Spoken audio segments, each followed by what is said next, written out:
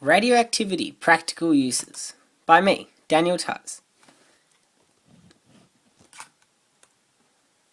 Using radioactivity to sterilize medical equipment. For many years now, doctors have been using radioactivity to sterilize materials they use to treat on their patients.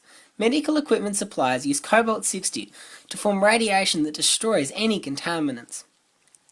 There are many advantages to using this method as it leaves no radiation on the product.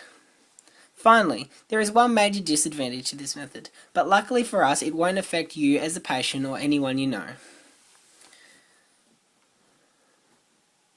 How does this process work? Medical equipment suppliers will chemically clean medical appliances before they are sealed in an airtight packaging.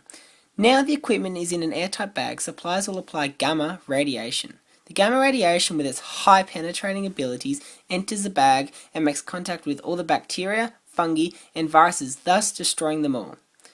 The gamma radiation makes contact with the DNA in the cells of these microorganisms, resulting in their death. This is the best method of sterilizing as there is no contact with the air before or after cleaning. This is why gamma radiation is the best, as it has high penetrating ability and can clean through an airtight bag. If you cleaned out of an airtight bag and then put it in one, it has risk of getting contaminated in that small amount of time before going in the airtight bag. How does this process work? The process by which an object is exposed to radiation is called irradiation. Gamma irradiation can be used to sterilize medical materials. Its radioactive isotope cobalt-60 is used for a source of gamma rays. Products that have been sterilized this way are represented with this logo. How they produce this radiation. By bombarding cobalt-59 with neutrons in a nuclear reactor, an additional neutron can be captured by the nucleus, converting it into cobalt-60. Placing this non-radioactive cobalt-59 platelets into a nuclear reactor creates deliberately produced cobalt-60.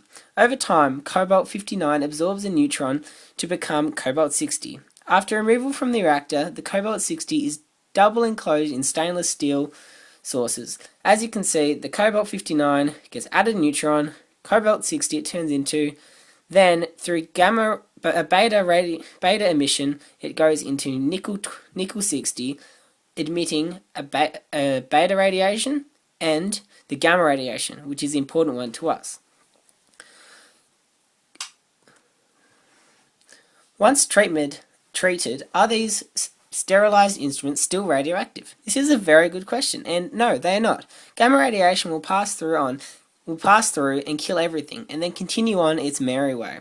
Advantages of this method? It can be done without even touching the product in an airtight sealed bag. You can produce a 100%, well, nearly 100% sterile product.